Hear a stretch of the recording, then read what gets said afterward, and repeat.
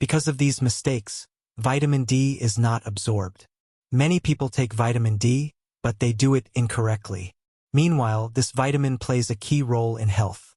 Let's figure out how it works in the body and what you need to consider so that taking it brings real benefits. Sources of vitamin D. There are two main ways to get it.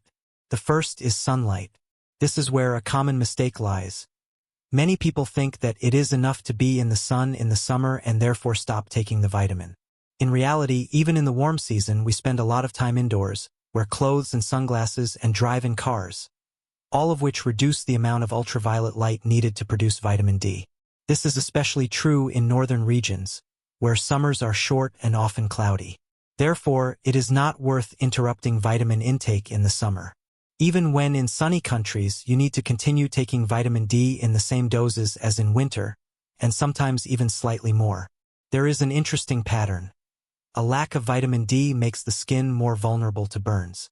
I used to get sunburned a lot, but after taking the vitamin regularly, I noticed that my tan was more even and my skin suffered less from the sun. We get about 95% of vitamin D through our skin when exposed to sunlight, and only about 5% from food. The main sources in the diet are fatty foods: fish oil, fatty fish, butter, egg yolks, preferably soft-boiled. But to meet the daily requirement through food alone, you need to eat large quantities of these foods, which is not very realistic. Nevertheless, it is beneficial to include such foods in your diet. Sometimes the body itself tells us what it is lacking. For example, if you crave seeds, this may indicate a selenium deficiency, and a craving for buckwheat may indicate a zinc deficiency. The same applies to foods rich in vitamin D. Misconceptions about vitamin D. Refusal to take it in the summer. Believing that food is enough to meet your needs. Even regular consumption of salmon or cod liver provides only a small fraction of what is needed. Role in the body.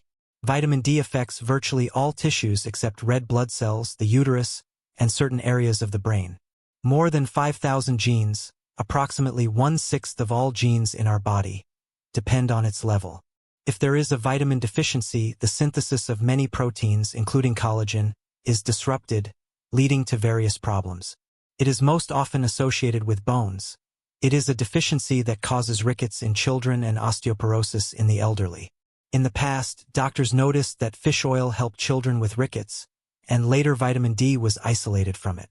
With age, the body's ability to synthesize this vitamin decreases, so it is especially important for older people to maintain its level.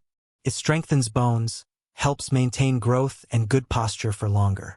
Signs of deficiency. You can see the deficiency even without tests. Protruding frontal bones. So-called rib cage, curvature of the lower ribs, curvature of the legs, O or X-shaped, flat feet and valgus, stooped posture, sloping shoulders, curvature of the spine. Attempts to correct posture with exercise alone, without vitamin supplementation, often fail to produce results. The tissues remain weak. Mistakes in taking supplements. Some people choose forms of vitamin D that are poorly absorbed. If you have problems with your gallbladder and bile secretion, fat-soluble vitamins are indeed less well absorbed. But the solution is not to switch to water-soluble forms, but to normalize the functioning of the gastrointestinal tract. To do this, it is useful to use natural bitter substances, such as thick aspen bark extract, immortelle, wormwood, and calamus. Taken 10 to 15 minutes before meals, they improve bile secretion, help the absorption of not only vitamin D but also all food in general, and have additional beneficial properties. For effective absorption of vitamin D, it is better to choose oil-based forms. I do not consider tablets to be the best option. Various excipients are often added to them for stability, which are of no benefit to the body. The ideal option is an oil solution with a pure active ingredient. Another common mistake is insufficient dosage. People often think they are taking vitamin D, but in fact it is only 2 to 4,000 IU, which is only enough for small children. With age, the need increases as vitamin synthesis decreases, and in people who are overweight, fatty tissue retains the vitamin, reducing its availability. Vitamin D deficiency can even contribute to weight gain, whereas sufficient levels, on the contrary, help control weight.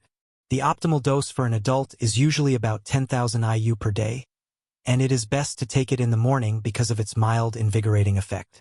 If you are overweight or over 50, the dose can be increased.